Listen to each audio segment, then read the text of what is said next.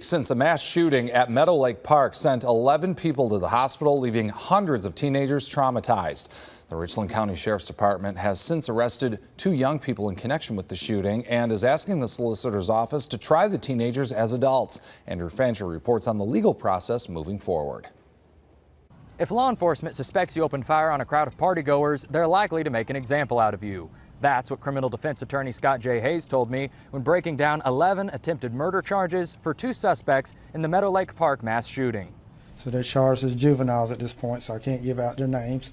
We're going to ask the solicitor's office if they would waive them up and have them tried as an adult. It's been over a week since Richland County Sheriff Leon Lott delivered on his promise to arrest those responsible for the Meadowlake Park mass shooting. Now, his department is asking the 5th Circuit Court to move 2 juveniles charged with 11 counts of attempted murder into adult criminal court or general sessions. And so there are cases where people or juveniles would be charged with serious offenses and they remain in family court. And certainly there are others that are sent to general sessions. So it's not unusual, but it could go either way. It's just a matter of discretion. Criminal defense attorney Scott J. Hayes says that if the 17-year-olds are convicted in family court, they'd be sent to the DJJ for an indeterminate time, not to exceed their 22nd birthday. And then you're going to be free.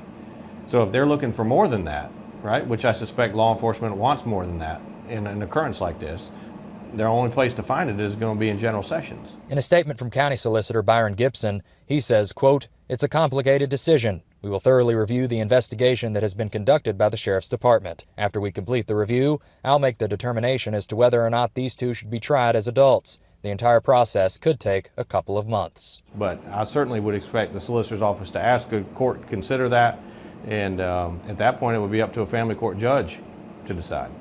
In the state of South Carolina, attempted murder carries a maximum of 30 years behind bars, which means that if the juveniles are waived to adult criminal court and charged on each count, they could face a maximum of 330 years behind bars. Reporting at Meadowlake Park, Andrew Fancher, WIS News 10.